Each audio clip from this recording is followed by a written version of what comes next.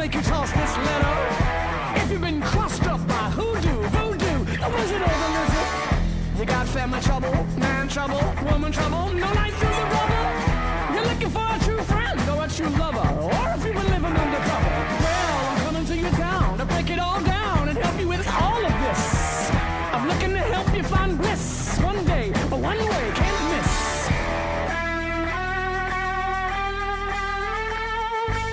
I'm here to tear all the walls down. Doesn't matter if it's a large town or a small town. Just like Joshua and the fabled walls of Jericho, I'm here to tear down the institution. But you must tell 7 friends. You must first bring 7 friends. And don't be selfish and keep this all to yourself, and don't eat shellfish. Hate is trying to take someone else's love for yourself. But I'm here to tell you that love is trying to help someone else. You need to see me right away so I can fix this up. You need to see me right away. You need to see me right away so I can fix this up. You need to see me right about now. And if you are suffering a strange sickness, or someone is blocking up all of your success, you need to see me right away so I can fix this. Sounds sincerely yours in faith, love, and peace, your friend Archbishop Harold Holmes.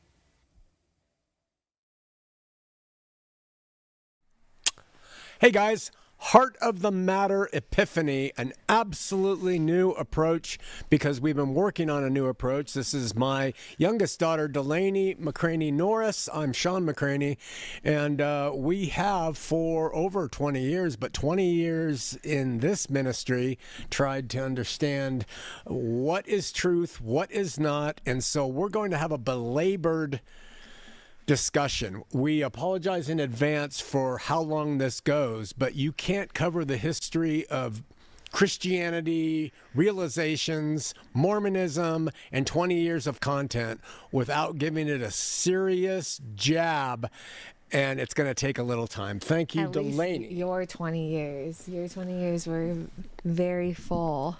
Well, and listen, best, yeah. We also have not planned anything, and that's something we're doing this year in Epiphany, because we claim that this is the next age of the risen Christ coming up in those who are truly his. We are trying to do Heart of the Matter by the Spirit. Before we planned out everything, I wrote everything out, but all I have here are notes so that I can read from them for things that might come up later. Yeah, there's a topic that we want to discuss and we think about it, but it's not scripted. Right. Okay, so today, what is the topic? The topic is Ark Steadied. And the subtopic is the most advanced, fair explanation of Mormonism that you have never heard. We will get into it. We will. It's going to be, just give us time. You'll understand if you give us time. All right. So this is running live, but the pattern will be that we put it up live, and then we'll make sure to put chapter markers in the YouTube description so you can kind of track the segments of each video after the fact. All right, so and also just to put it out there, people can access more information at Yeshuans.faith. That's YESHUANS.faith. Yep. It's a mobile app or a web app. You can sign up for free. It has like over 10,000 hours of content for free in lots of forums, courses and books, articles, shows, podcasts, everything. So, and that gives forums. us more of a foundation to this 2 hour plus conversation we're going to have. If you want to go deeper, that's the thing about us. We've made it so that we're going to give you the surface, but you can go deeper if you go to Yeshuans.faith. Yeah. There's so much there, and we encourage anyone who's interested and disagrees or whatever it is to go to Yeshuans. We'll refer to Yeshuans throughout this conversation, and when we say that, it means the organization and it means that website. So yeah. And last week on our first Epiphany show, we introduced our family, who are kind of our board that we respond to. We govern the ministry as a family, but Delaney and I are partners, and she is over everything really administratively, and then also more and more coming into a new application of all this content in different realms. And that says to me that it has merit, because you can take it in one realm and she can take it in another. So hang with us. It'll come forward. We encourage you to watch last week to really gain an understanding of the perspective that we're coming from when we unpack a lot of what will be talked about today. Okay. So you'll get a better holistic understanding of our goals here. So, and one last thing, and we also want to thank our think tank. We've had several leadership who are not family, and they are someone that we meet with on a regular basis. They are long, devout believers, and then we have other people who are with us that have been with us forever, Danny Larson, etc. And everybody contributes to the overall vetting, presenting, thinking, asking to get us to this place we're at today. All right, Yeah. I'm finally ready. awesome. Okay. Ark Steadied is a loaded term, and we're going to go through all the facets of that load. And I think the best way to do it, while there's, again, 10,000 hours of content that you can go to hear all of this again, I'd love to just do a very short introduction of your history with Mormonism. Okay. Because this is going to be about Mormonism specifically. Ark Steadied is a term directed at the LDS Church specifically, and your heart is for Mormonism. It always has been. Your whole life has been for it, and so the Yeshuan context specifically about Mormonism is what we're talking about here. So your history with it. I have several questions. Why you haven't let it go, why you keep doing it, how you're different from other people talking about Mormonism, your mystical relationship to Joseph, all these different things. Okay. So, okay, brief overview. Brief overview. My mom was hit by the LDS sister missionaries in Los Angeles, California, when she had 2 or 3 kids. I can't remember. And she joined the church. My dad joined a few years later, and I was born in the covenant. That's the way Mormons explain that my parents were sealed in the temple. Children who came forward from them after they were sealed were born in the covenant. Okay. And so I grew up LDS. I love the culture. I love the dances. And everybody, Delaney and all these guys, they say the same thing. It's nuance, it's a great church, or we like it. And but I never was really able to assimilate into it from my heart, because I'm very different. And I'm an artist, and I am not made in ways that most LDS people are. And so if you're able to conform to their model, there's a place for you. But I was never really able to conform. So before I went on a full-time Mormon mission and they allowed me to go, I was disfellowshipped from the Mormon Church by a bishopric, and then I was brought back in, and then I went on a mission to Pennsylvania, and I hit the highest levels of leadership because I am a kind of a charismatic, fun person, and LDS people are really smart when it comes to human management. They look for talent and they use it. And so they did that, and I grew a lot from that mission, and I actually loved it.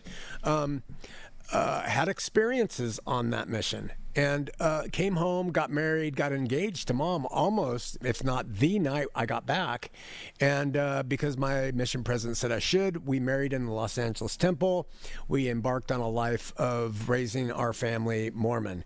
The mission helped me conform through similar to someone joining the army, because it gave me such structure that I decided to really follow, and I did. And I was able on that mission to do that. But at the same time, that's because it was so regimented. It's just like someone being put into prison, and when they're in prison, they can behave, but when they get out, they can't. And I couldn't.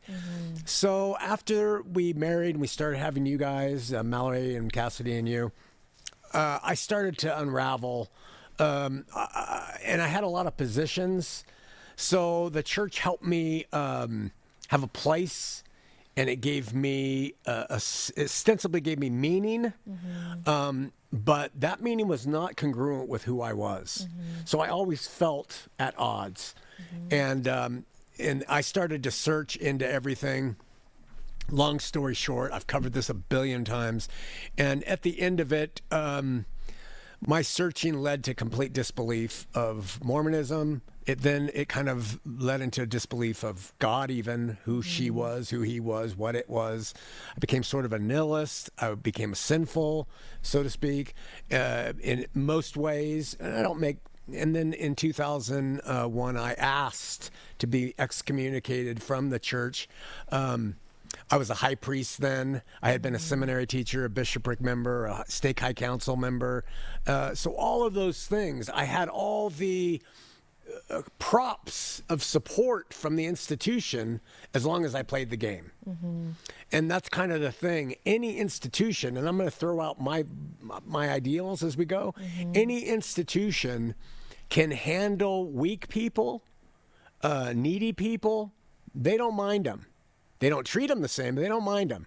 But when you speak out, institutions, corporate, government, whatever, does not handle speaking out. It's like Christians are the same. I kind of always do that because I have more with Christianity, but like they bring you in with open arms and it's condescending because they think you haven't done any work thinking about any of this and it's brand new to you, and that when you hear it, it's going to be true and sit with you, and then when it's not, they're more vicious than they ever have been. Oh yeah, it's pretty bad. So. And we see all those things on social media where it's like, Jesus says, "Come to me, I love you as you are." And then the next little frame is, "But if you don't follow me, you're going," So it's all of that game, and that stuff was in me. So, so I got excommunicated, and by request, Mom and I sat before a stake high council in Park City, and it was ridiculous. Mom saw right through it. The bishop of that ward counseled Mom to leave me. And which kind of started her journey out of it. That was a big red flag for her. A big red flag, because she knew I had problems, but she also knew I loved my children. And for the bishop to say for her to divorce me, she said, okay. And like you said, started her. And then in 2000, I wrote a book. I went into a school of ministry at Calvary Chapel for 2 years, learned the Bible through Chuck Smith, evangelicalism, wrote a book called Born Again Mormon. Somebody here asked if you want to be on a TV show, host it. We said, okay. We came up here and did that. And that launched us into this recorded medium that we've been doing since 2006. Heart of the Matter. Heart of the Matter. That's what this is. Yeah. It's the legacy keeps going. Yeah. Okay. And before, I just want to jump in on here to give just some backfill so people understand. We are not into this so that we can become loved, get likes, start a new church. We've never been about that. We've been about discovering, finding the truth. Yeah. Just watch the 20 years of content and you'll very much see that.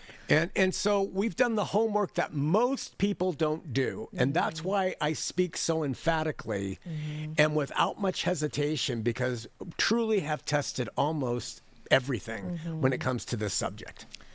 Yeah. And it's clear across, I think it's clear across the content, but this is you, as we said in the last Epiphany episode, the first one that we just did, this is a biblical philosophy. It's a philosophy that you've come to teach, but Yeshuans is about like disagreement and all, like it's not religious, and It's not liberty to speak your mind. Yeah. No doctrines, no practices. We just teach. Yeah, but you speak emphatically so people don't always hear it that way. But that is at the essence of the emphasis is disagreement. It is love in the face of it. So anyway. Well, wait, can I ask you? So can you say what you think that means when we say love is the difference? We don't mind differences. So what does that look like, in your opinion, as a Yeshuan? Do we demand people believe like us? Do we say people can be LDS, Catholic, Buddhist? Yeah, Yeshuans is...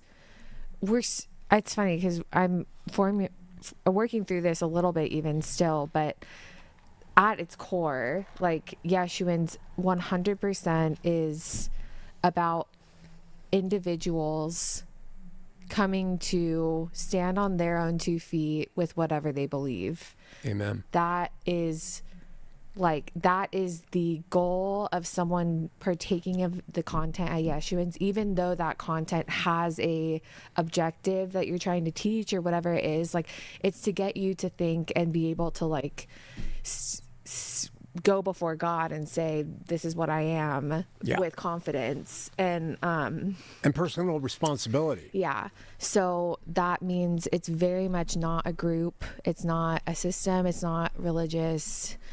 It's not an institution. It's a vehicle for people to go out into the world, rather collect into one spot with like-mindedness. So the hope is that LDS people come on, learn from the Yeshuan approach, and go back into the Mormon church and apply that. Right. Or go back to your atheist circle and apply it. Whatever you are. Yeah. That's what Yeshuan So is. if someone was talking to you, let me be that someone, and they say, well, do you guys accept anybody? I'm going to question you. Do you guys accept anybody? Of course. Yeah. Would you everyone. accept a child molesting, heroin addicted atheist who comes and says they want to study with you? Yeah. Is there anything, anybody's doctrinal theological beliefs from any realm of the world where we would say you're not welcome as a Yeshuan? No. No. See, so we didn't plan this. She's learned this. That's what it really is. And So the hang up that people have is always that we're promoting those things. And I think it's also evident if you go through the content that that is not at all the case. No. It's about growth and maturity, spiritual maturity, growing out of the natural ways that we are as much as possible, but with the correct cart and horse order of like, you know, you're never going to be perfect, and Yeshua already covered it and whatever. So and like there's civil law that will handle a rapist or something like that. That has its place, that the church is not like that can handle that. Yeah. Okay. So onward. That's what my Mormon history was, and that's what we've been doing ever since. Okay. So I am noticing you're already at the end of your paper. What? Are you already? No. I want to go back into what you just said, just to clarify some things. So like, you've had that was like the factual history of it. You've had like a certain, like, you haven't let it go, clearly. Like, and ex-Mormons get accused of that, but it's in a very different way than you have. Like, they are like shitting on it for the rest of their life, excuse my French, but you are like, have made it, I think, your life's goal to figure out how to help it or help its members, not necessarily its prophets or something. Right. Can I read a quote? The quote is, truly loving something means being willing to relentlessly attack whatever threatens its survival, including its own foundation's history, bloated authorities, and internal evils. Truly loving something means having the courage to demand necessary changes that those in charge have been unwilling to make. I have truly loved the Latter-day Saints. I wrote that in my journal. Yeah.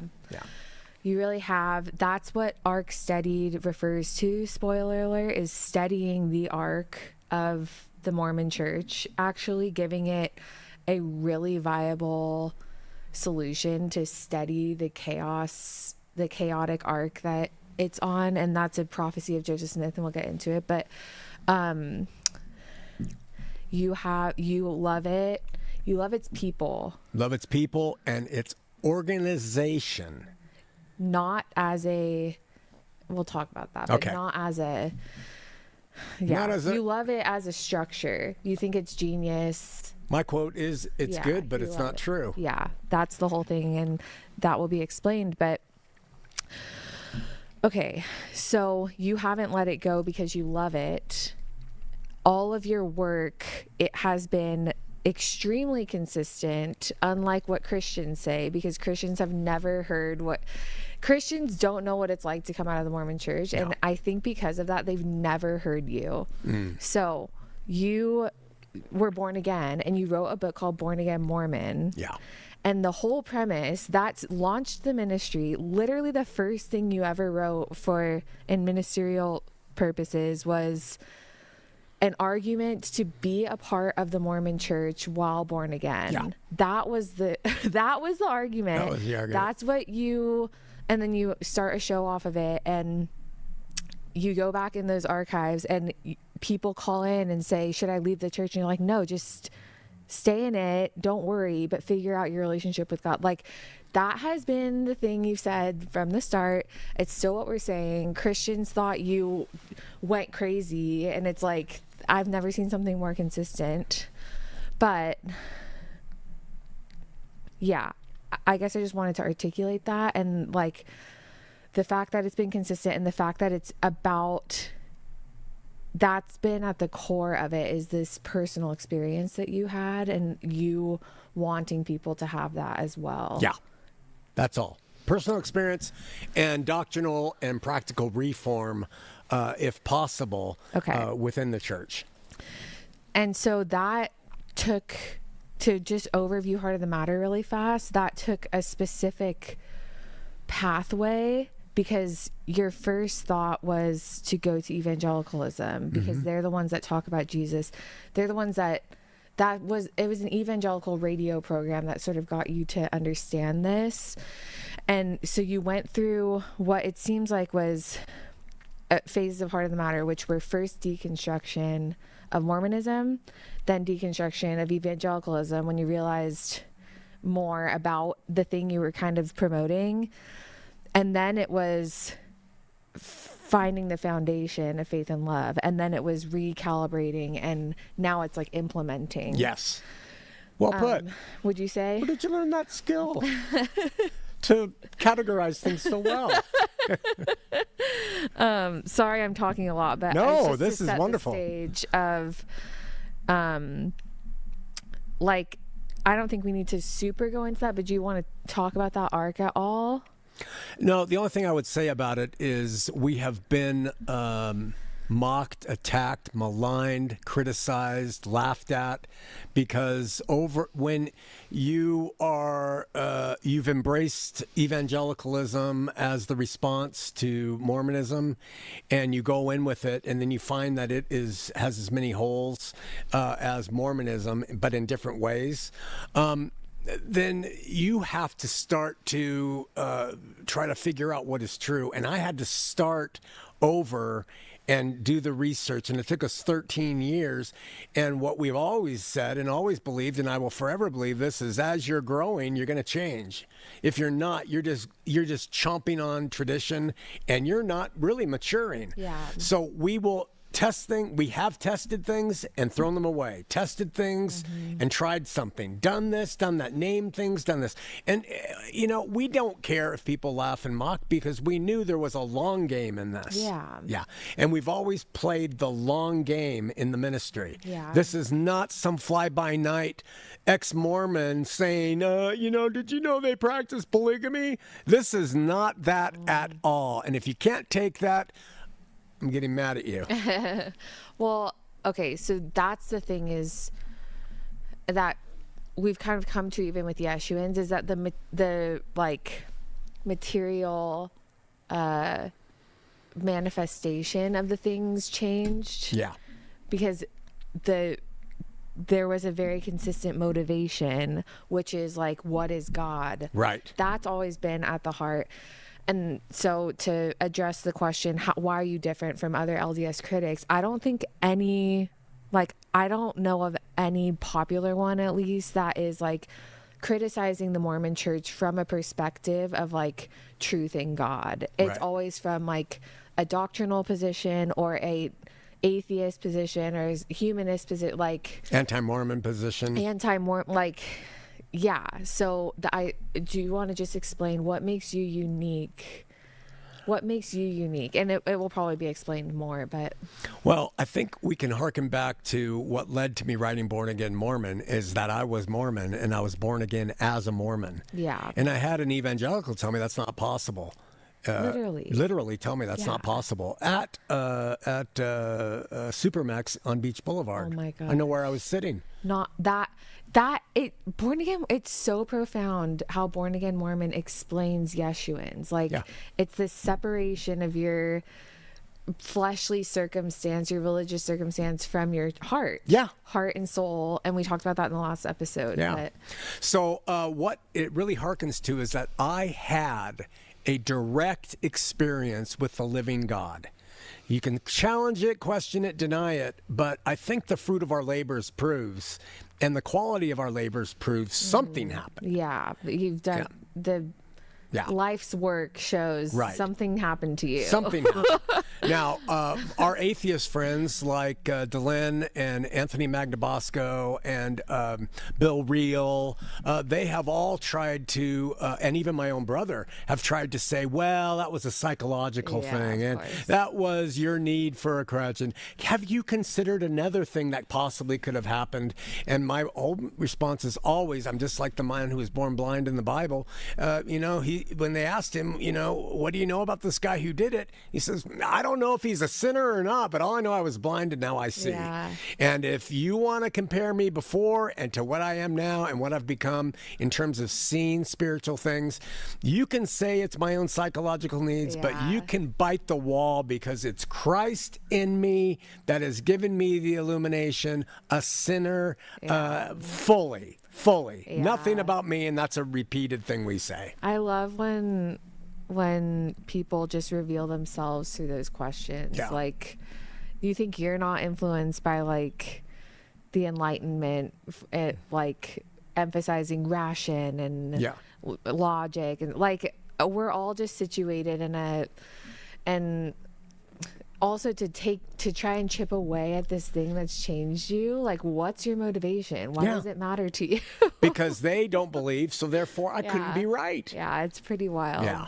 Talk about like I don't know, just sure of yourself. Yeah. On the other side of it, when that event happened, I stayed in the LDS church for 4 years, taking you guys to church and everything. Yeah. But I tried to incorporate stuff that I had spiritually already understood. And we had a good friend who was dying of cancer. And I called people in the ward and said, can we go to their house? And we met in their backyard and we gathered around and we held hands and we prayed. And this is so unusual and the bishop of that ward said to members, this is a quote, I don't know what that's going to do when we've already given him a priesthood blessing. Wow. Yeah. Unreal. It's things like that they just manifest what religious control wants to do with people. For sure. Also, it should be mentioned, like, just the themes of what you'll present as Ark Steadied are coming out as we go. And like, one of them is the question that you'll ask in like group discussions with apologists and stuff. Like, you were believing that Jesus was our older brother when God spoke to you. Yeah. And, like, I believe God was once a man when he spoke to me. Yeah. Like, your ontological understanding of God was LDS explicitly, and God communicated with you still. Yeah. Like, you still were able to break through that. And so it's just an evidence that of the separation between heart and soul, material and spirit, whatever it is, that is the full-on foundation of Yeshuans now, and what we're doing. But it just has always been there. So, okay. Can you believe that when we decide to do this, these guys behind us start playing music? I know. It drives me nuts. I hope you all can't hear that. If you can hear it, tune it out, please. We're in a warehouse and can't control the neighbors. Okay. I think that's good enough, and we'll clarify more of it, but let's talk about the prophecy of studying the Ark. Joseph Smith. Already? I think so. Okay. Do you have any, like, I think other things will come up that clarify the past, or do you have...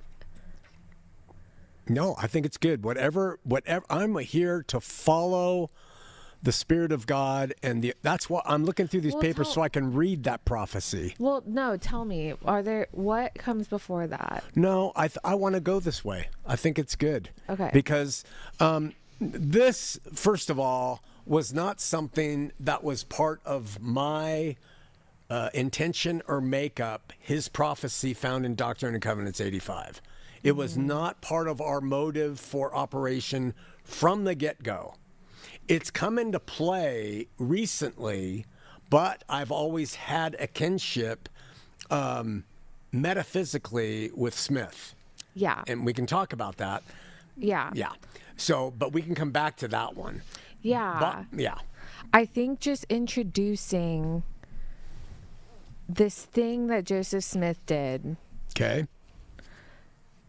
And how it applies to the LDS Church, and as we talk about it, it will, we already established what a Yeshuan is in the last episode, so we can apply that as we go. But Yeshuans I feel like I've skipped something. No, my daughter's very conscientious about stepping on my toes.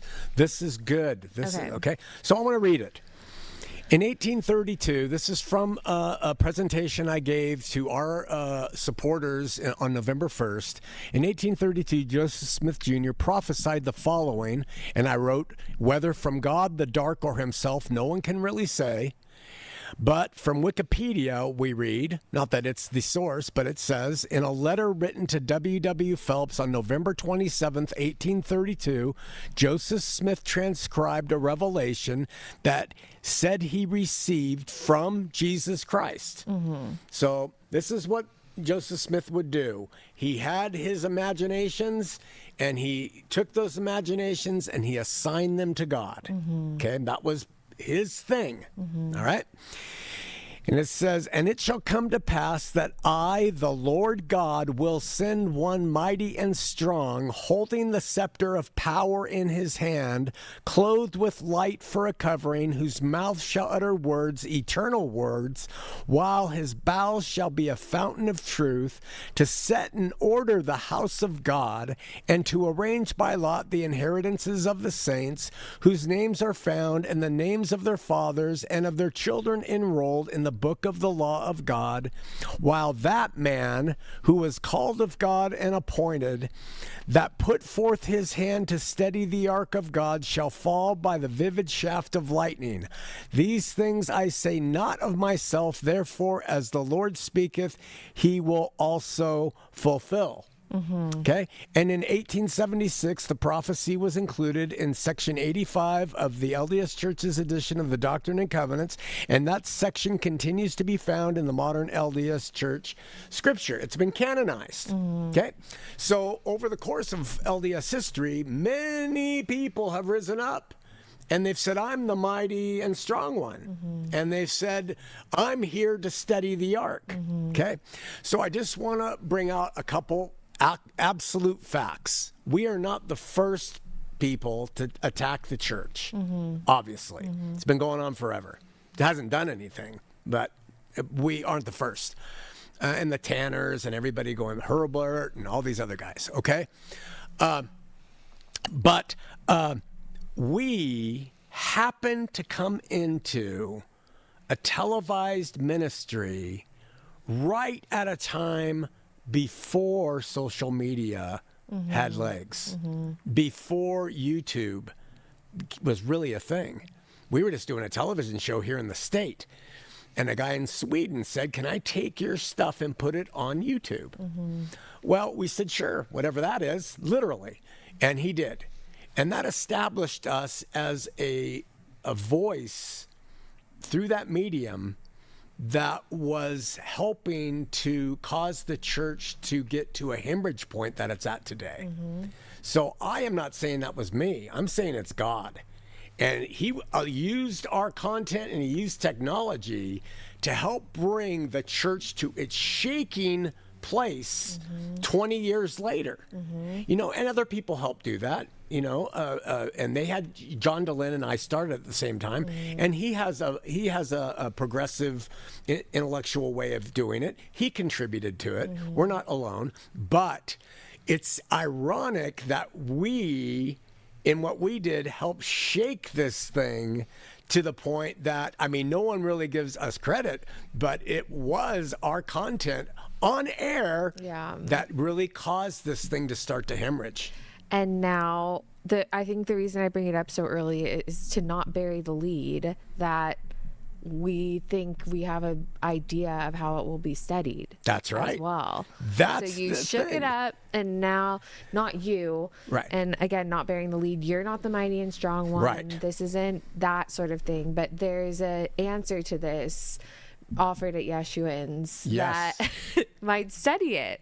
It So might that's the announcement. steady it if people now again on social media would see what we've concluded and seen. Yeah. And in the membership directly, because the leaders, and we'll find out the leaders aren't going to respond to it, but the individuals who are seekers, the ones who cling to the church as absolutely true and no one can say anything against it, they're never going to listen to anything a guy like me says.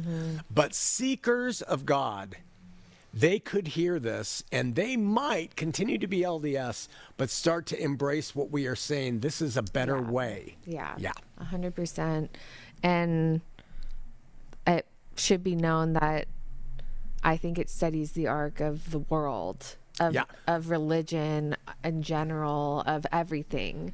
It's just that the Mormons have a direct prophecy of this. Yeah. And I think it is really applicable to them. Yeah. So, And Delaney's call is to take it and move it into other vestiges of organized religion and even philosophy and the world. It's that significant of a discovery.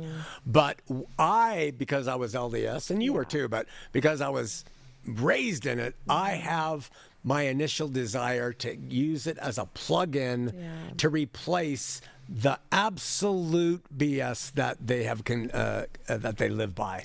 well, I have Mormonism deep inside me and fully believe that. And I just think that BS bleeds out from just Mormonism too. Yeah. And this really does study the arc of the world, like the chaos that we feel in the world right now. So, okay, that's the claim. Yeshuans has, as an organization, maybe we should clarify that. Who is it right now that's offering an approach to studying the ark? It's really We are Yeah. through all of our research that can be vetted and tested, and we adamantly say, don't follow us, Yeah. but test what we say. Okay. And if you're a seeker, you'll do that. If you're a dogmatist religionist, you won't. Right. Yeah. Okay, so listen now for the rest of it to hear how exactly that plays out. But that's the claim, and that's what we're standing by, and that's the objective of at least the year 2026 at Yeshuans, Yeah. and I think forever, Yeah. is to help people come to this understanding of finding stable ground for themselves. Yeah. Okay. There are implications to this before we actually state all the answers, though, that have to be addressed that are like, we've already been challenged on a lot. One is you're acknowledging Joseph Smith here as prophesying correctly. You're trying to steady an institution that you also don't think is is like leads to death or different things. So I do think leads to death, meaning it doesn't carry on into heaven. Right. Yeah. So let's go over, even though you can watch the previous episode of Epiphany, let's go over what Yeshuans teaches. Okay. What you discovered in all your teachings across Heart of the Matter, deconstruction, recalibrating, rebuilding, implementing. What is it that you've come to realize about the Mormon Church, and what will steady it? Okay. So we're speaking from a biblical perspective that can be tested and challenged. And I'm going to give you the outline, because to give you in depth would take 30 hours. For sure. Okay. The outline is this: God created man in his own image. Male and female created he them. So we call that Adam and Eve. And he gave them a place in a garden, and he said, it's yours. He even told them, have dominion over it, subdue it, it's yours, multiply and replenish, and don't eat of this tree called the tree of knowledge of good and evil. Because in the day that you do, you will surely die. He also said, there's a tree called the tree of life. You can eat from that all you want, and you can eat from all the other trees in the garden, but don't eat of that tree. Now, the LDS right off the bat start with God being a wink, wink. Mm-hmm. Don't eat of that tree. You know, those cookies are on the table, but don't eat them. Wink, wink. And the LDS founder and their people who followed him suggested that God really wanted them to eat of that tree so that their eyes could open and they could see how to live and grow through adversity. They call it a fall upward. Mm-hmm. Okay? A fall upward. That's almost as contradictory as the Trinity. A fall upward. That's a place without gravity. So anyway, and that is principally theologically diabolical to what God said. What did he want? He wanted that first couple to trust him. And he knew that the knowledge you're going to get from disobeying my directive is going to ruin you. Mm-hmm. You're going to die because, one, you rebelled against me in the day that you eat of it, and you're never going to be able to rightly manage the knowledge that's going to come from eating that. Now, the serpent comes along and says, you'll be as the gods, knowing good from evil, eat of it, eat of it. And we know that Eve said, well, it's pleasant to the eyes, it's delicious, it looks delicious to the taste, good for food, and it makes one wise. So it was Eve's desire to be wise through a shortcut that led her to eat of that fruit and give it to Adam, who was so whipped, apparently. He just ate it in rebellion. He knew he shouldn't, but he did it, okay? And that led, it did several things, but really quickly, it led to their fall. It led to them being removed from the garden. It led to their eyes being open. It led to them realizing that they were naked, and they hid themselves, and they tried to play religion by putting on fig leaves. There's all this stuff involved. It also led to something that I can't prove, and it is all conjecture, but it's biblically supported, and that is, I believe that when Adam and Eve said, God, we don't want to live by faith, we want to live by knowledge, that they opened up, because God gave humans dominion over this world, they opened up what I call a reservoir for the spirit of man. And Paul talks about the spirit of man. Job talks about the spirit of man. That man, human beings, we have a spirit. God made us in his image, so we have power and intellect and abilities. But because we're not God, we don't know how to manage those when given all kinds of input, and that has led us to all sorts of problems. Had Adam and Eve and their posterity chosen to follow him in faith, he would have taught them everything they need to know. He would have shown them how to multiply and replenish the earth. They had animals, and he would have taught them everything. And that's the whole point of the scripture. Come to me directly. I will teach you. Trust me. And they said no. Okay.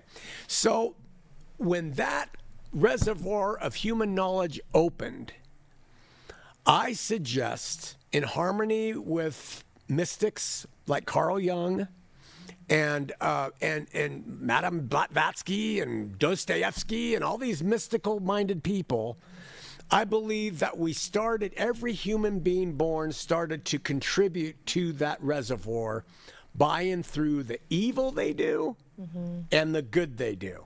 Because it's the knowledge of good and evil. By the knowledge that they do, really. Right, by their knowledge. Their knowledge. Because they're made in God's image, and they've received knowledge by this.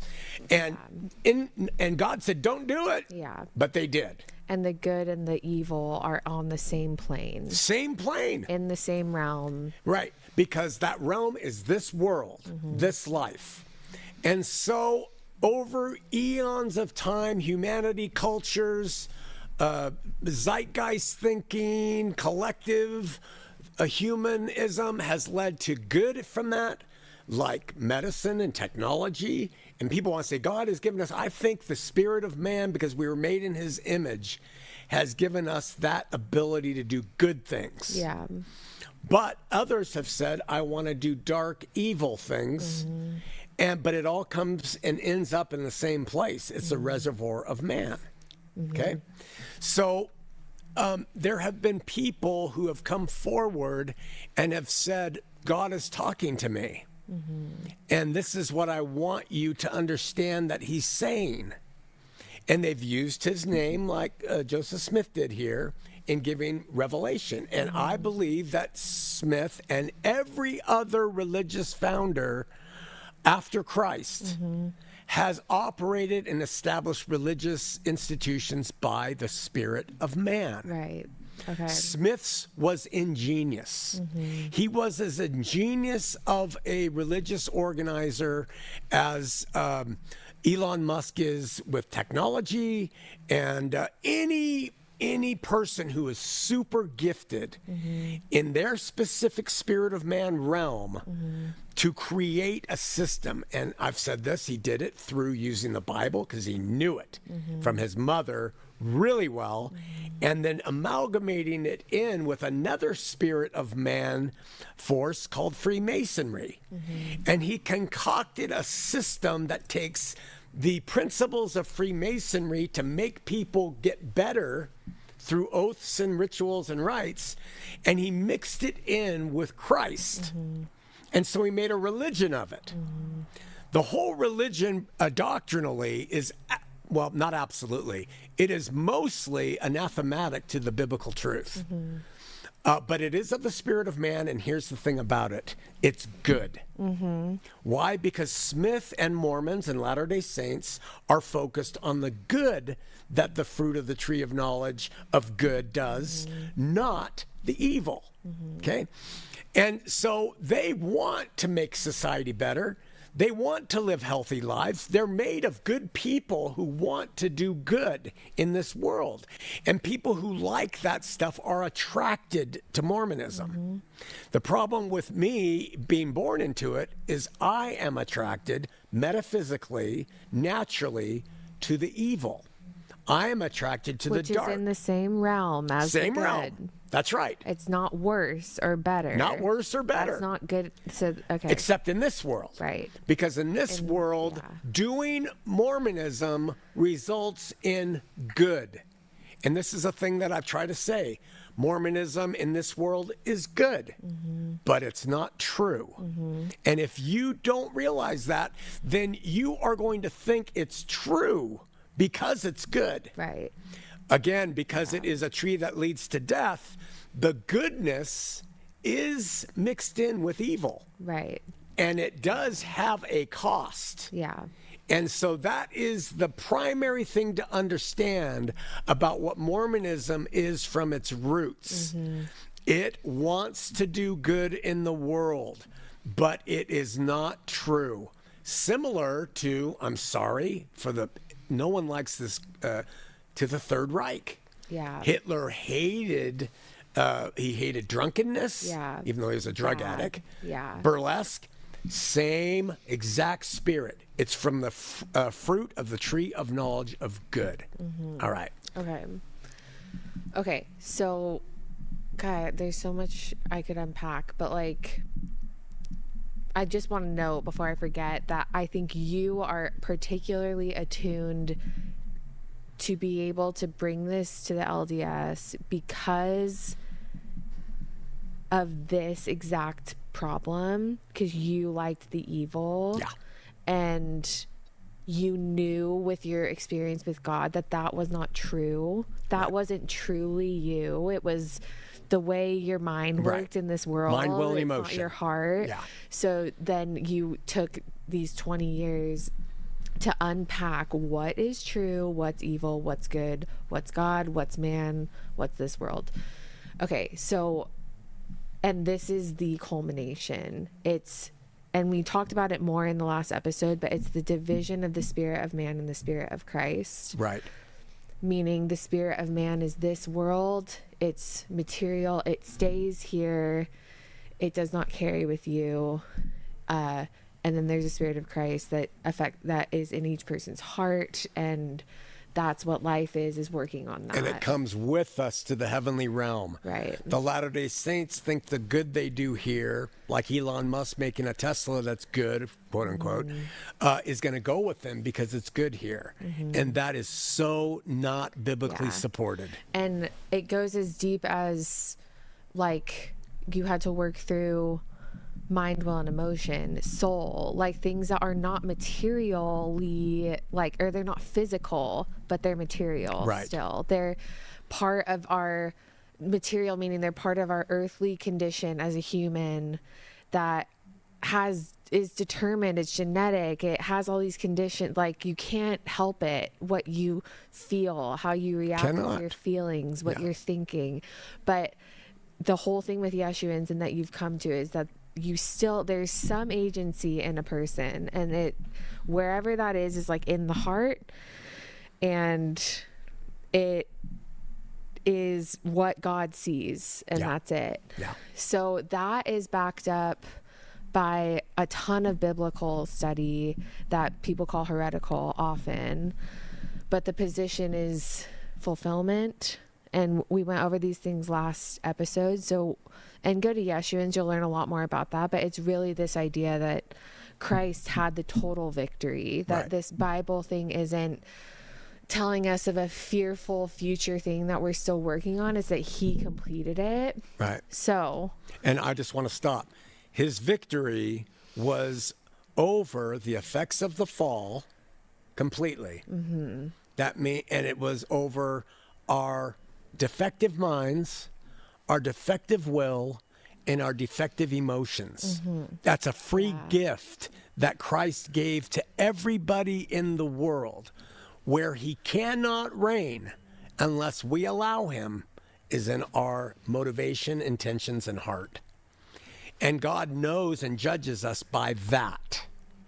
So when you incorporate this stuff into your belief system, you'll find that religion will focus on you fixing your mind and your will and your emotion and your body.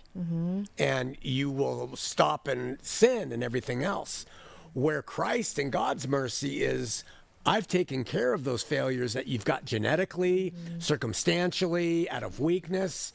You are now free to live according to your heart's desires. Right. Yeah.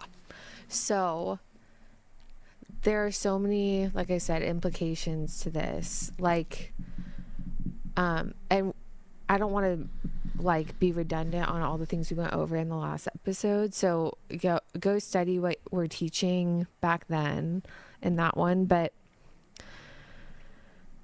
this separation of the spirit of man, the spirit of Christ, meaning all religion is working in the spirit of man. All these people, these leaders are working in the spirit of man.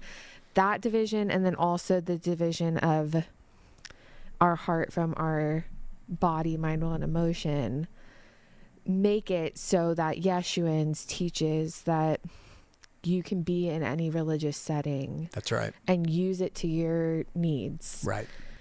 The problem is keeping that disconnected from truth, from God, like knowing where each one lies. Right. That is where there still needs to be a lot of work to criticize institutions, is like the harm that they do is telling people that they represent God, or like that's that, one problem. Yeah. But, or like the authority at its core, it's the connection to God, the connection to truth, saying that whatever you do with this institution is going to affect you in the afterlife. Right. Like this connection of the two separate things that Yeshuans is trying to divide is, I think, at the core of the problem. Right. And that's what Yeshua resolved. So, and yet people overlook. Yes. And have overlooked for 2,000 years. Right. So, okay, and a line that you use to describe this is that everything before Yeshua was put under his feet. All the Bible, everything that we understand about Christianity, put under Yeshua's feet, and everything since he's allowed. God has allowed. He's allowed it. Can I talk on it? Yes. Okay, so this is biblical. Christ, even before he ascended, said, all power in heaven and earth has been given to me. Okay? He said that Satan's reign was going to end. And Revelation says Satan and his angels and hell were cast into the lake of fire. He had everything of the former economy that was brought in and introduced to the world through Adam and Eve. He put it under his feet. Mm-hmm. Okay? So that includes, as Dr. Michael Heiser talks about in the book of Job and other places, a heavenly realm of spirits, demons, gods, angels that were all over the place, as recorded in the Old Testament, mm-hmm. that were plaguing human beings because human beings had fallen. And human beings had no way except God's law to try to offset that. And so Christ came to rescue, and he overcame and he beat them. Mm-hmm. Done. Okay? And that caused God to say, and when that happens, I will start writing my law on people's hearts and minds. That is why we say religion's over. People ignore that stuff and they say, well, you know, he hasn't come back yet, so we got to keep playing. I'm getting ahead of myself. No, it's okay. But bottom line, it's the reality is Christ has had the victory. And if you don't believe that, then just start to work through it rationally from what the scripture says, mm-hmm. and then test and challenge our findings, especially through the book of Revelation and all that stuff. Okay, so this is going to be the basis of what studies the Ark. Yeah. But before we really talk about that, the other half of that statement is that he's allowed everything since. So you kind of already described it, but everything that has happened since, like all the manipulations of doctrine, of creating new denominations, religions, all of it from Catholicism to now and before, whatever, is he's allowed, which means he allowed Joseph Smith to create Mormonism. Absolutely. Just like he allowed Charles Taz Russell and Mary Ellen G. White and Mary Baker Eddy, mm-hmm. and all of them to do what they do. It's just Smith was great at it. He was great at it. Yeah. He created a great institution that works really well in this realm. That's right. For good. For good. There are institutions that work really well for bad. Yes. I would, like, there's more to that, because I think good and bad are, like, you could say it's bad. You could dicey. say it's good. It's not that it's like Mormonism is good. No. It's just a way of talking about.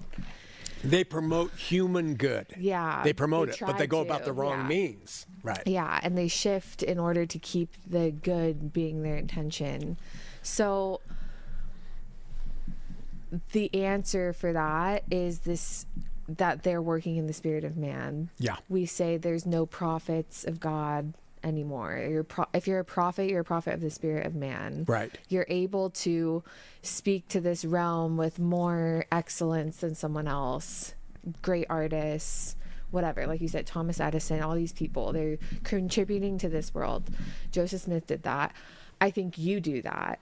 It should be made clear. Yeshuans is of the spirit of man. Absolutely. Yeah. We have nothing to add to what Christ has done. It's all there. He's accomplished it. It's finished. So we don't receive revelations from God. Yeah. We just have realizations about what he has said and done.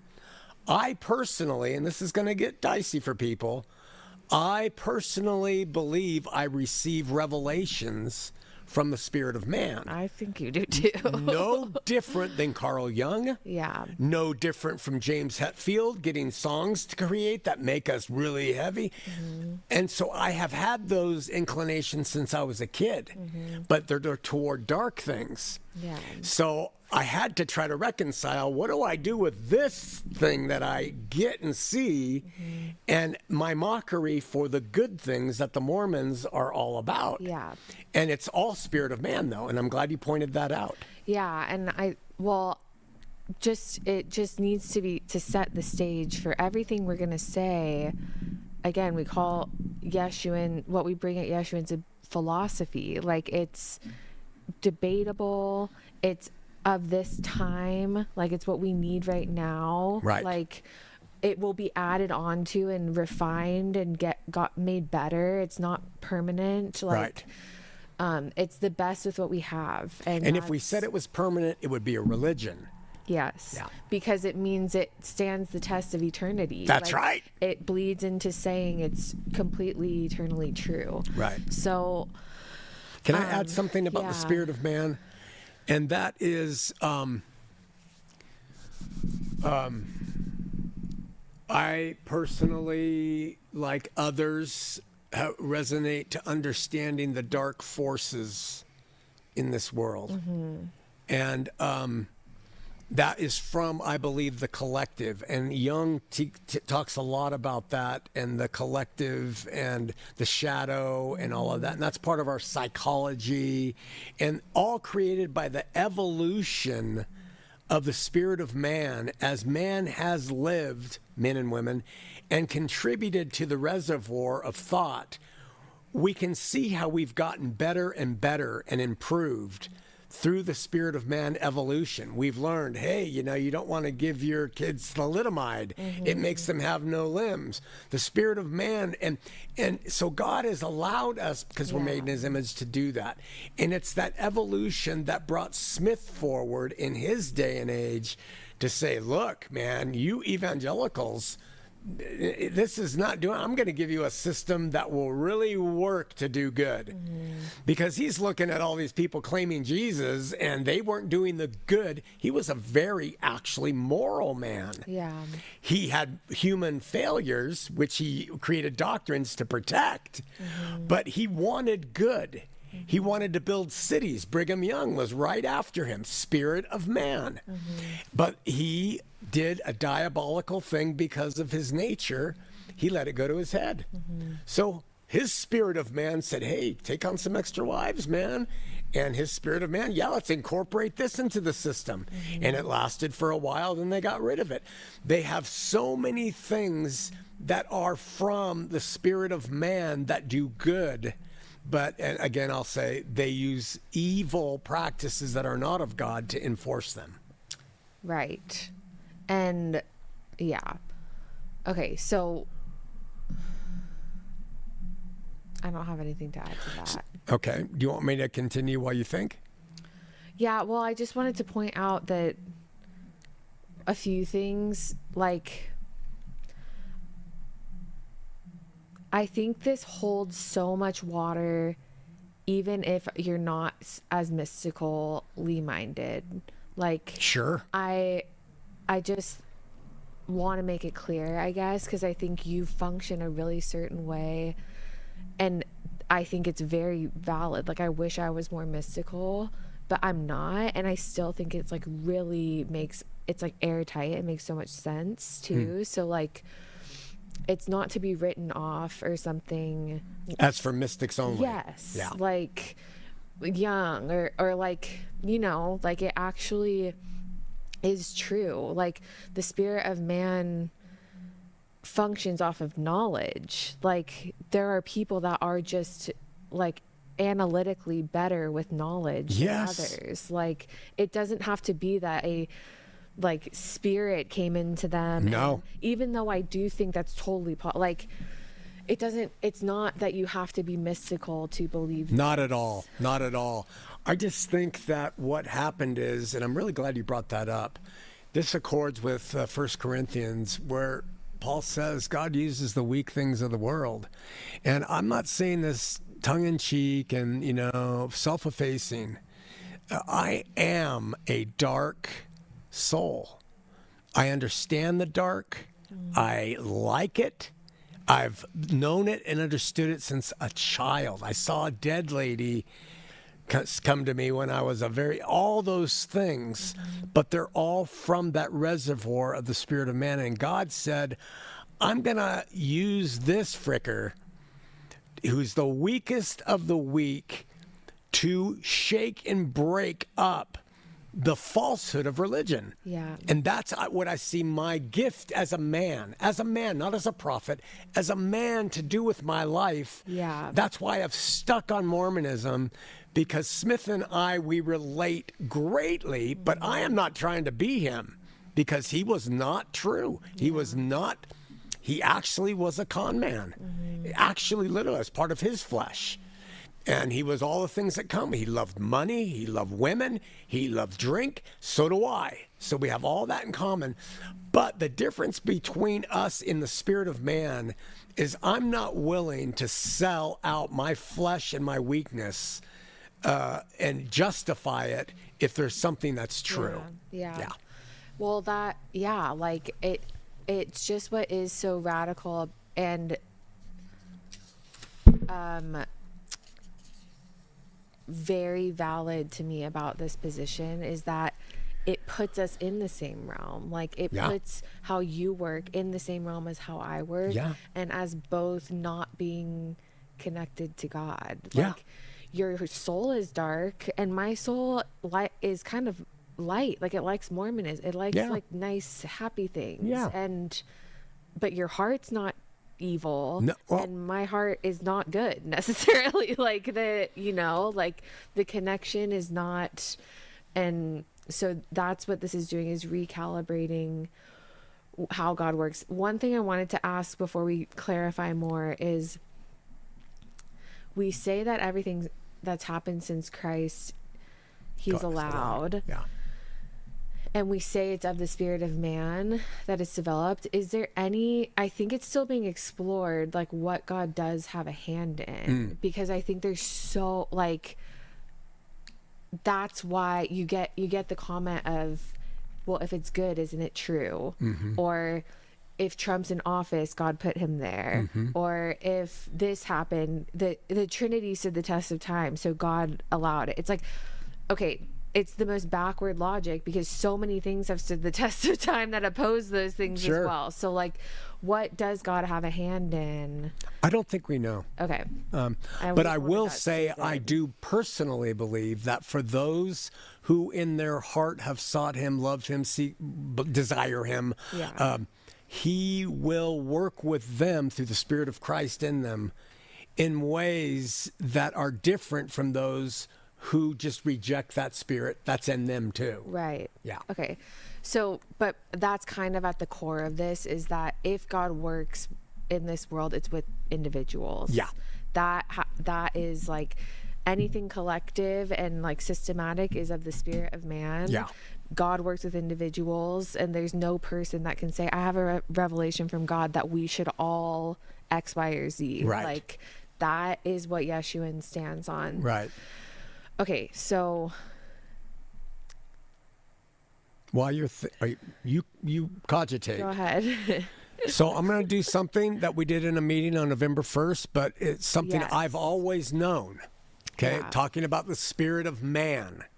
And again, to reiterate what Delaney said, the mighty and strong one that Smith had the revelation of, if you read the description of the mighty and strong one, listen to how he describes him. He says that I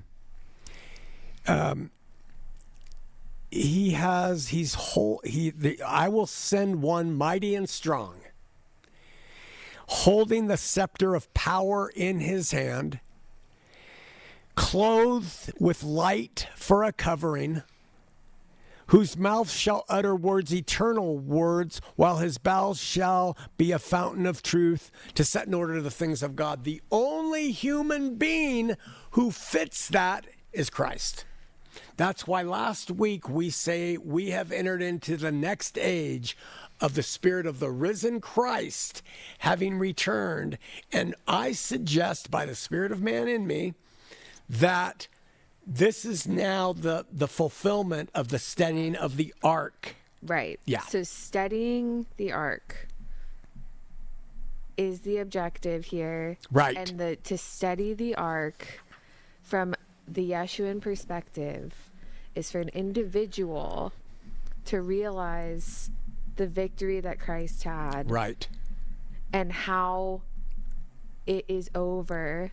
The work has been done. There's nothing for them to do except to live in that now. Yeah. Like, figure out how to live. From their heart. From their heart, Yeah. with Christ in them alone. Right.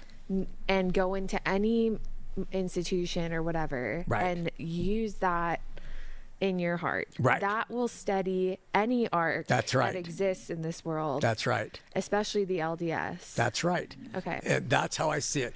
Now, why especially the LDS? Here's where it gets weird. Yes. And remember, It's not weird. I'm It metaphysically makes minded. sense. Okay, so Joseph Smith was born with what's called a caul on his head.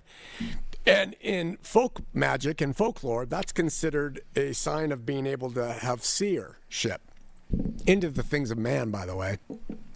I was born the same way. I had a caul over my face when I was born from both parents.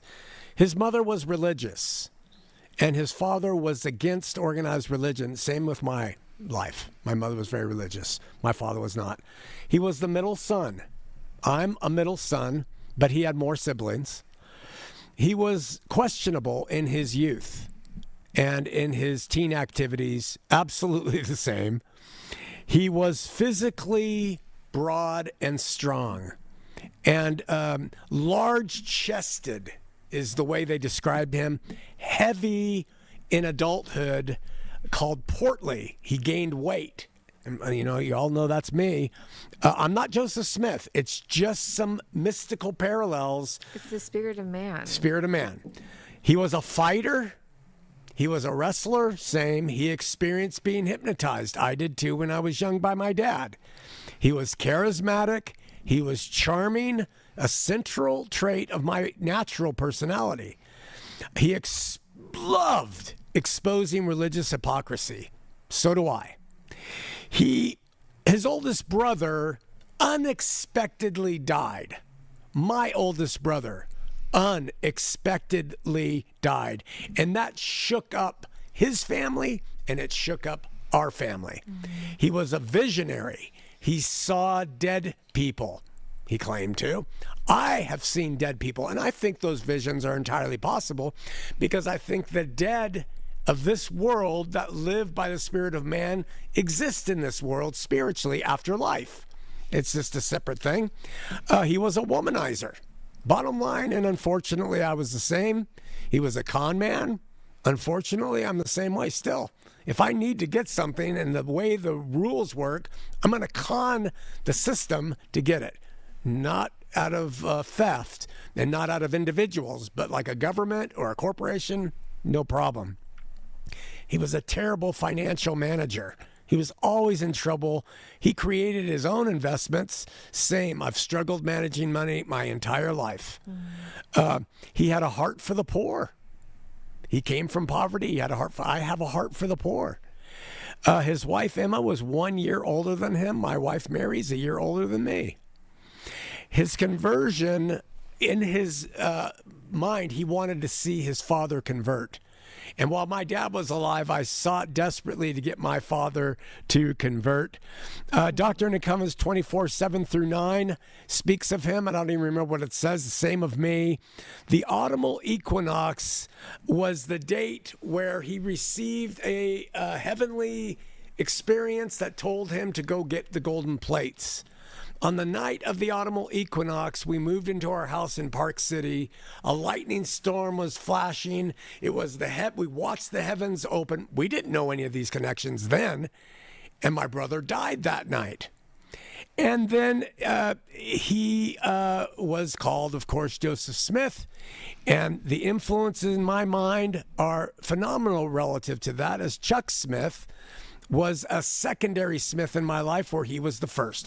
So those mystical, strange ways that I see the world have led me, since I started the ministry, to know we have something in common.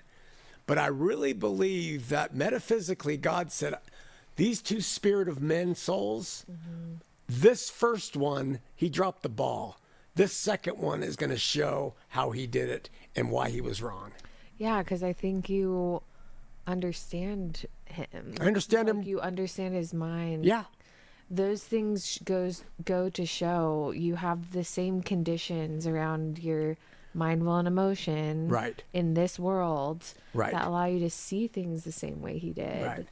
And Don't misconstrue this. I am Yeah. not, and I never want to be a Joseph Smith, and I don't want to start a religion. None of that. And don't be an idiot and go out and say, he's saying, that's not true. yeah, if it's not, that was the whole point of everything being said before all of this, is that this is not, like, Joseph Smith was not a prophet of God. No. You are not a prophet of God. No. You are not saying you're not speaking revelations from God. Nope. You don't represent Neither did God, he. Right. And neither did he. But he did something in this world, as do all people. Everyone is doing things in this world. Right. Even evangelicals or Orthodox Christians or whatever who think that they're doing things for God. Right. They're doing things in this world. Right. So are you, Mormons. And so And my making thing a in divide. this world, I don't know if God's involved in that, but my thing in this world is he's allowed me through the spirit of man to challenge this guy. yeah, Yeah. 100%, and you have. Yeah. And God's in you. To say, like, it's just this big separation. God is in you, and what you do in this world is not God ordained necessarily. Like, Right. do you know what I mean? I admit that readily. Yeah, it's every person. Yeah. And so, but I think what you're doing is very good. Like, I think it's very better than good. what he did. Yeah. And we're going to explain why Yeah. and how this is going to re-steady the ark that God allowed him to create. Yes. For whatever reason, he allowed him He to. allowed it. We Yeah. have to, like, you have to acknowledge that the LDS Church exists. Yeah. So if the Catholicism exists, and if he allowed this Yeah. too. Yeah. So the prophecy, so back to the original criticism, it's like you're acknowledging that Joseph Smith got something right Yeah. By the spirit of man. because he prophesied something. Right. It's like, yeah, everyone gets things right. Yeah. Everyone gets things wrong. Like, Yeah. that doesn't mean they're of God or not of God. Right.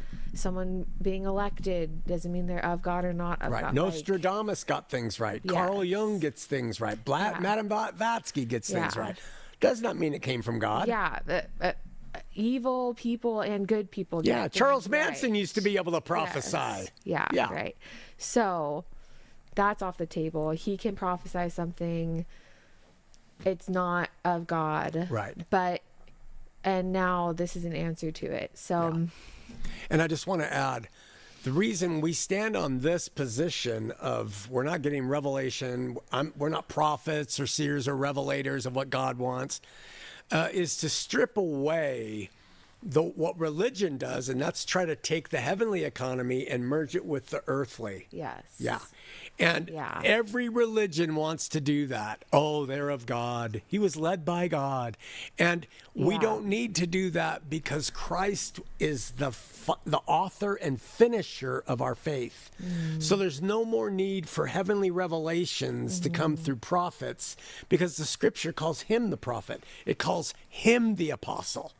And the Holy Spirit fell at Pentecost, and we all now have him in us, reconciled to that same garden, choosing and deciding how we want to live. Right. So religion is the merging of the two separate realms. Yep. And we are anti-religious because it's not, anti-religious is not denying God. It's not, it's saying they're not connected. Yeah. So one's a man and his best intentions, or worse, one's of God and it's done. Yeah. And so that's why I think you have such, honestly, like a weird respect for the LDS Church and for Joseph Smith, because they, like, if religion's going to merge the heavenly realm and this realm, no one does it better than the Mormons. Amen, sister. And that's why they think they're right and true. Yeah. But Smith's it's very literal. full intention was to bring heaven to earth and create a theocracy, create a theocratic world where Mormonism will take over the world. They may do it. Yeah. But it doesn't make them true. Yeah. And that's why evangelicalism was such a joke. When you leave Mormonism, you call it Mormon light or whatever, because it's like, what do you guys think? Like, this is like dumb. Yeah. Like, and they cower back into the corner and say, but we have the truth. No, you have the misappropriated, anachronistic truth that you keep trying to play church in. They're just in between because they still merge the heavens and the earth. Like, they do in a lot of ways. Like, they're doing it, but like not fully, and it's just not. The Mormons are very clear about what's what, and the Yeshuans are very clear about what's what in the opposite way. And so, okay, all right. So let's just like recap in a sentence. What is studying the Ark? Okay, so Joseph Smith used the Bible in a story of David bringing the Ark of the Covenant. And that held sacred things. I won't go into it. And the Ark of the Covenant was being transported wrongly by them. They didn't do what God told them to. And an ox was pulling it in a wagon, and the ox or the wagon hit a divot in the road, and the ark started to fall. Well, nobody was allowed to touch the ark, okay? And Uzzah, David's friend servant, reached up to steady the ark from falling, and he was struck dead by God. So Smith said, in the future, when the church is going to be ready to fall, the one mighty and strong is going to come forward and steady the ark. And he says, but he'll be struck down like lightning. That's why, because he'll be struck down by lightning, they've always associated it with another human. But when you look at the description of Smith and who that one mighty and strong was, I think that when he says, and he'll be struck down by lightning, I think he's talking about the LDS proper won't accept it. They won't accept Christ coming and trying to fix it. They are going to strike him down like lightning, because in this world, they've got too much power and they love the power and money. So that's how I interpret that revelation. Okay, we can get into why you think that, because there's a lot of reason for that. There's a big reason for it. But, okay, so Joseph Smith prophesies that. You are coming forward. I'm coming forward with you.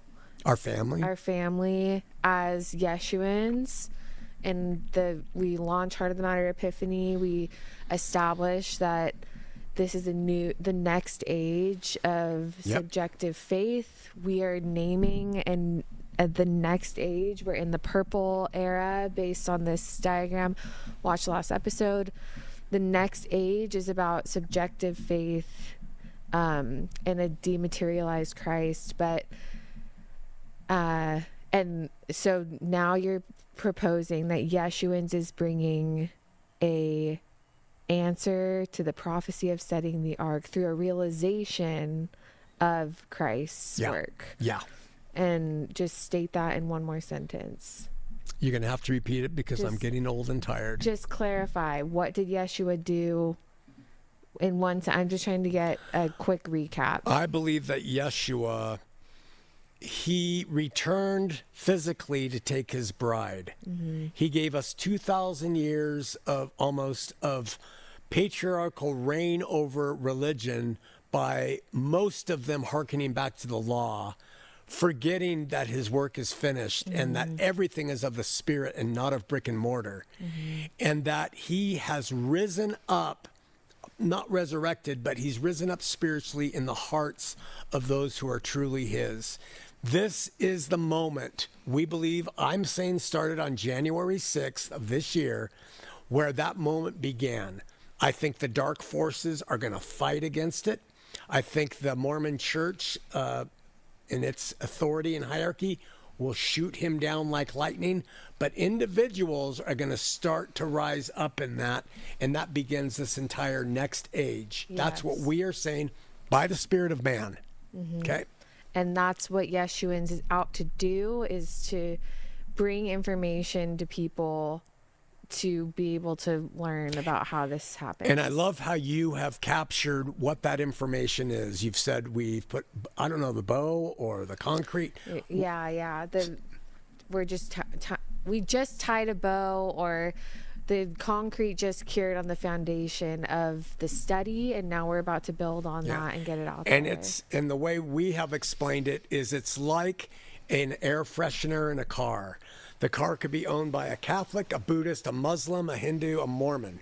But the air freshener of the thing that just cured, with the bow wrapped around it, is a plug-in. A realization of Christ in your heart directly. Yeah, irrespective of your doctrinal and practical beliefs, because God doesn't care about those.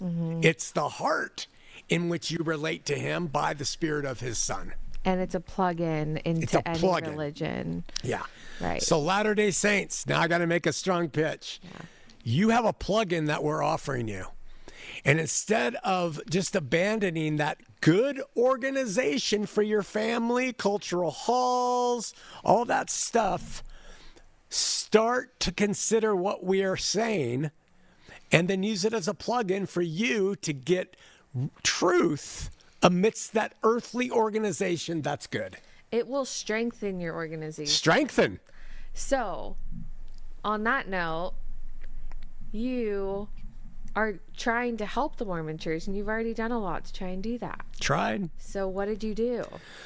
So, in October of last year, I made an appointment with the local bishop. His name is Bishop Sheffield.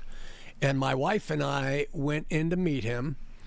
And I didn't tell him about Ark Steadied. And by the way, we wrote up our summary in a book called Ark Steadied. Yes, all of this is available free for download at Yeshuans.faith. And we're hoping you LDS seekers will download Ark Steadied, consider our findings, and see if it's worth replacing everything Smith made up while you stay LDS with the actual biblical results of our findings. So we go to the bishop, and he was so nice, very lacrimal. I think he cried like 4 times. And, I later learned from the stake president that we also saw that he was a medical doctor. So, it's funny, the stake president dropped names of what people do constantly to us. He was doing this, and he's a medical doctor. And, constantly the man propping, which is what the Mormon church is built on, earthly good. And the bishop, he said, well, what can I do for you? And I said to him, I want to see if I can rejoin the LDS church as a Christian. I said, all my former LDS friends, and everybody sends me emails and texts, and they say, oh, Shawn, you know, I have a former mission companion. Shawn, you've got to come back and check out the church. Everything has become so more tied to Christ. We talk about Christ in everything. We've renamed things to ministry. We've done all these things to show you that God is working through our leaders to change. All the pictures on the wall are just of Jesus now. All the pictures are of Jesus. And I mean, it's just really a great show. So we walk in and I say, I want to rejoin as a Christian because everyone's telling me that you're really Christian now. And I said, can I? And he said, of course. Absolutely. I thought, my goodness, maybe things really have changed. So he goes, well, let's talk about a few things. First question, you willing to pay tithes? We address tithes. That's the biggest game in the religious history, right? And I said, no. You aren't? I said, no. You call it the law of tithing, Bishop, but I'm not going to be put under a law. Paul says we are dead to the law. We're alive in Christ. If I want to give money, I'll give it by the Spirit in me.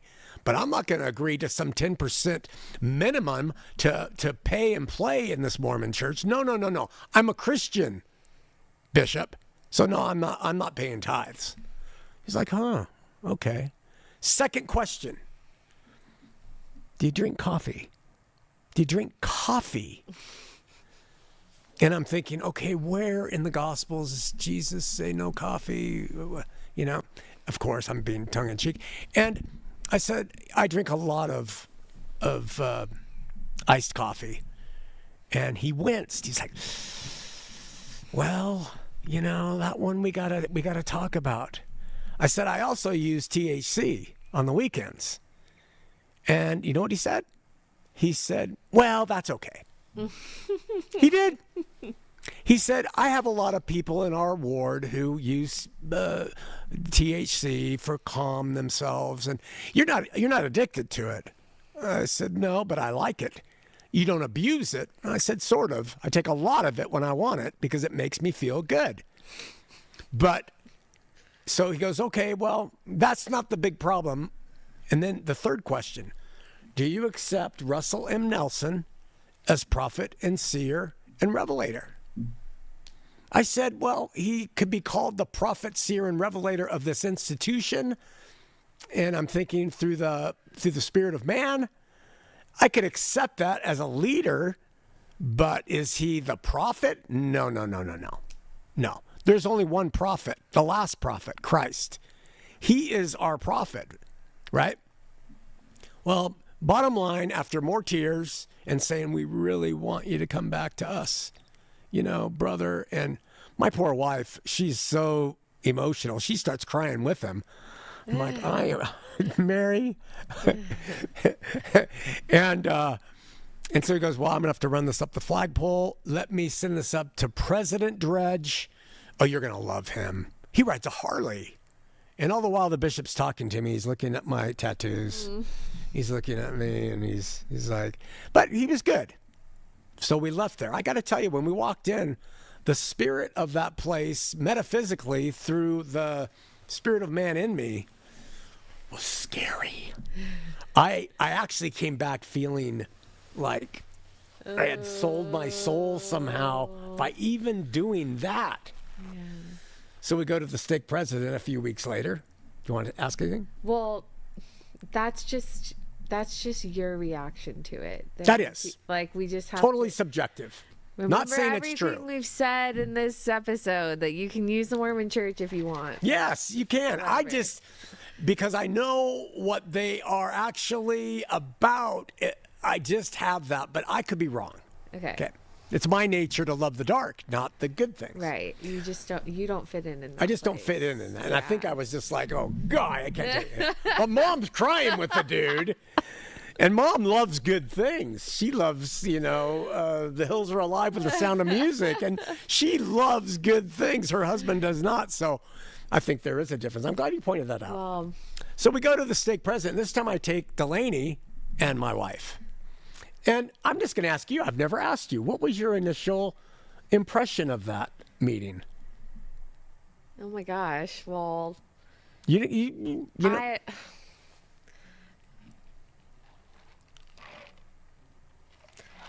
I'll tell my impression. I just didn't think it was. I think it threw him off. I think he didn't know what to make of it. I felt like you would talk and then he would turn to me and Mom and talk to us like we were, I don't know, like under my spell. Yeah, like we needed, like he wasn't gonna talk, he wasn't gonna convince you, like, but he could reach us, like we were these dumb ladies, just sitting next to you. That was my feeling about myself. But super charming. Oh yeah, he was like dressed to the nines, like super very trying to relate culturally. Very relatable. Be impressed with the stuff he does. Very relatable. Yeah. Very good. Yeah. President Dredge. So I tell him the same thing, and I also took a copy of Ark Steadied, and I said, this is what I believe after we talked.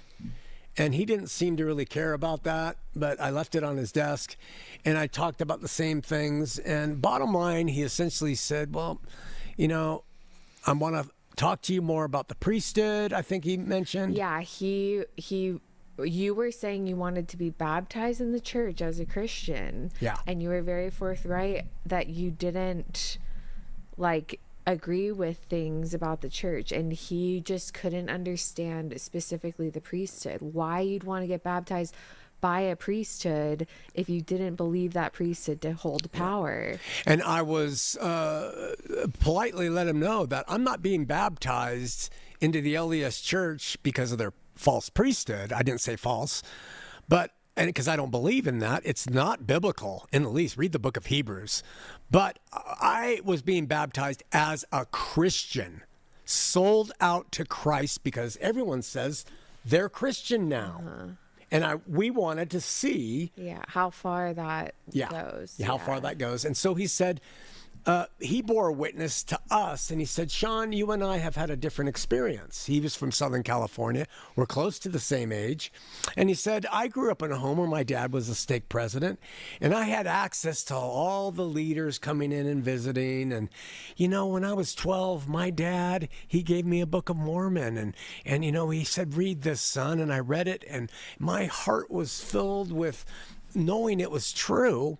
And so, Shawn, when any of this other stuff comes into play, and I know it's out there, I just go back to my experience when I read the Book of Mormon. When I was 12. When I was 12. Because my dad gave it to me, and I knew it was true. And I thought, and I'm just being honest, President Dredge, because I'm going to send this clip to you and hope you watch it. I felt that's really pathetic, man.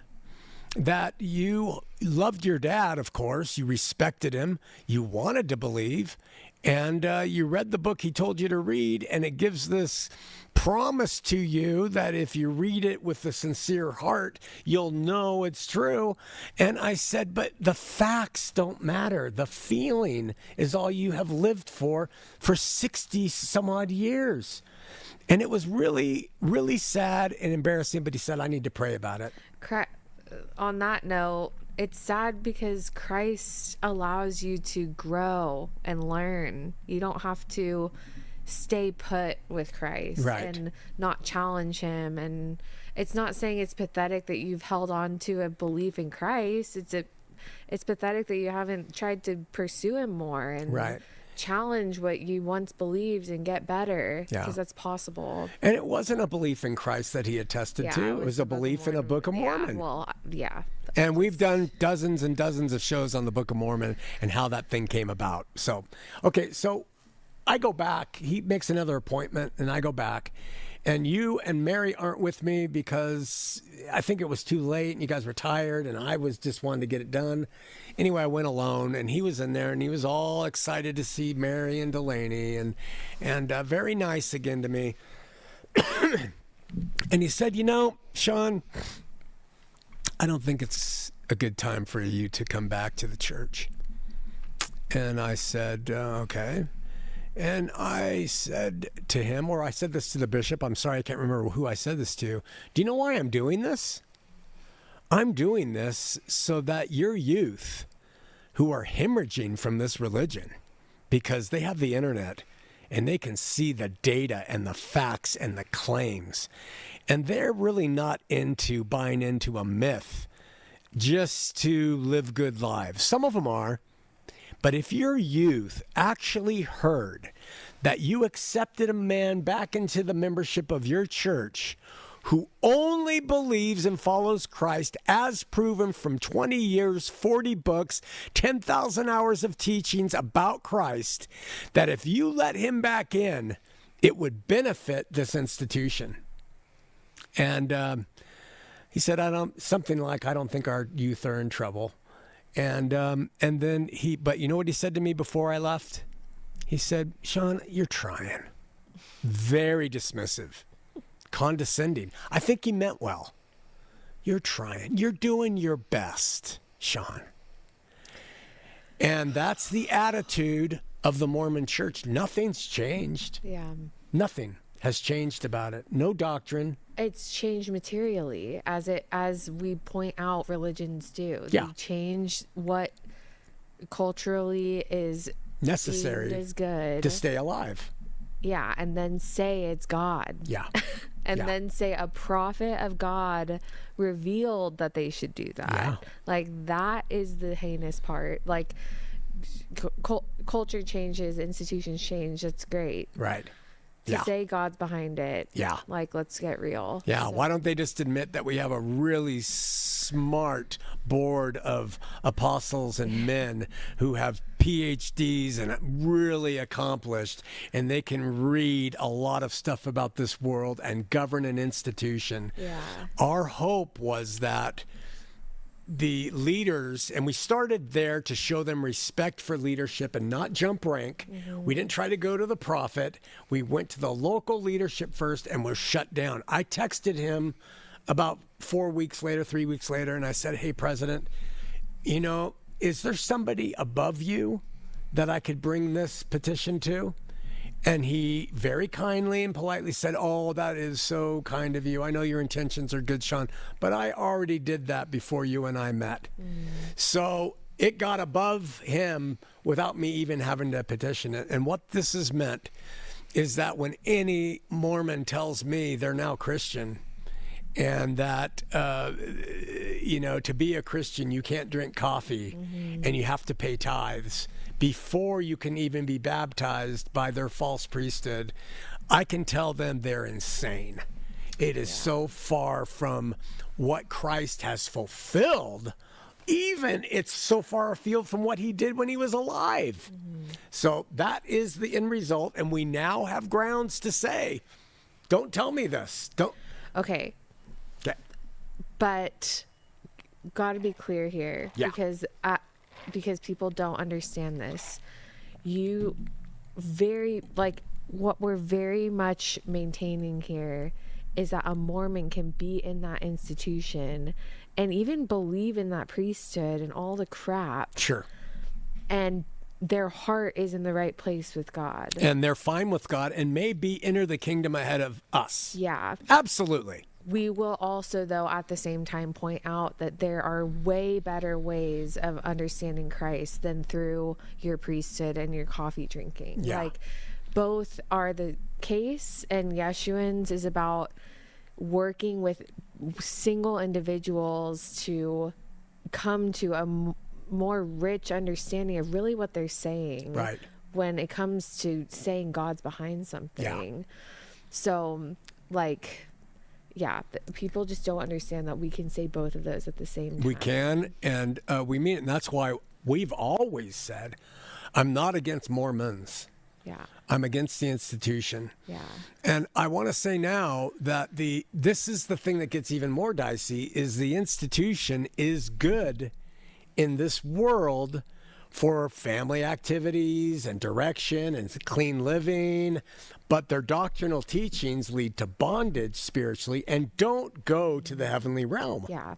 And there are people within it that will be able to get past that bondage and figure out how to be in the institution. But there's a lot of people that can't. That's because right. they're in it, and the institutions are powerful, and so it's worth working on them and making them better. Right. And so the best way to do that is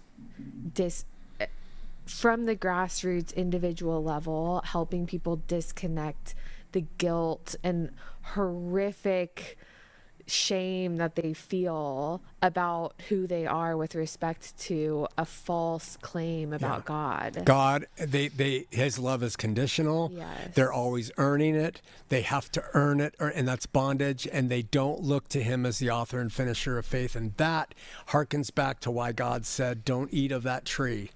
The institution is an good earthly institution that leads to death. And so what bugs me is that good people, and I know them, they're in my family still. My oldest sister, she is devout. She has a heart for good and Christ and God. I think she's going to be in that kingdom before me, but I think she's going to be sorely surprised that all of her temple attendance and tithe paying and homage to a man, God is just going to be, it worked for you in this world, honey, but you just missed the whole point. Yeah. That's why I'm driven. Yeah. Yeah. And we talked a lot, you talked about mostly the knowledge of tree of good and evil to articulate what Mormons are functioning through. But just to wrap it up, as Yeshuans who think we're in a new garden state, you say that's death because it's opposed to life. There were two trees in the garden. Right. There's the tree of life and there's the tree of knowledge. Right. And the tree of knowledge of either good and evil encapsulates the opposite of life. That's right. And so life, good and evil are not life. That's why the Mormon church can be good and not true. That's right. Like, life is the goal. Right. When it comes to Christ. And remember, when we talk about life, we're not talking about happy living here. No. We're talking about spiritual life, and it's called life, just like Christ said, I'm the way, the truth, and the life. I am. That's an eternal life. Mm-hmm. What they are offering is life here in a good way. And I just worry so much about those poor souls who think that their salvation and relationship with God is predicated on that earthly institution. Yeah, it's just unfortunate. Yeah. It's like that's the whole goal here is for them to see it could be so much better. So much. So, do you have anything else? do you? No, except to say, if this resonates to you, go to Yeshuans.faith and download the free Ark Steadied summary of our findings. See if it is a finished bode. How do you say it? Bode? Like a tied package. Tied, cured package wrapped in bode. Tied. That once you test it, you say, I think I can continue to be a member of this great earthly organization.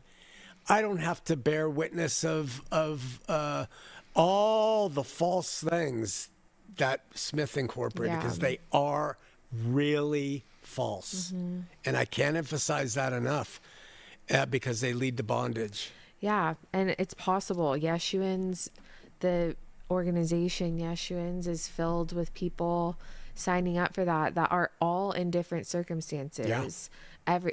This person's still going to the Mormon church because their wife goes, and this person's a Quaker, and this one's a ex-Muslim or what. Like they are there. There are people out there that function this way, and they're the seekers. They're the hard to find, but we're trying to gather them together. So we're offering this cured package, this deodorizer to hang in your car, and we're saying just test it and see. Our hope, my hope, and in fact, we've even called this a Trojan horse for any institution, is that individuals will come to understand after they test our findings, and they'll say, this is a plug-in I'm going to do to replace polygamy, temple endowments, laws, ordinances to be right with God. and I'm going to stay in the institution and let my kids be part of the youth program and play in the basketball courts and do all the things that they're about that are good. Hopefully the grassroots of that will steady the shaking ark. And one day the Mormon leadership will hear their members say, we're done with believing in a man who looked into a hat and translated a book and said polygamy's of God and all. We're done with all that. We're really Yeshuans that belong to this LDS institution. Yeah. Yeah, that's the hope. Another hope for every other religion. Yeah. Yeah. Removing the authority of God from the church. Yeah. Ark Steadied, the most advanced, fair explanation of Mormonism that you have never heard until now. Thanks for tuning in and watching for as long as you did. We love ya. Love you. Bye.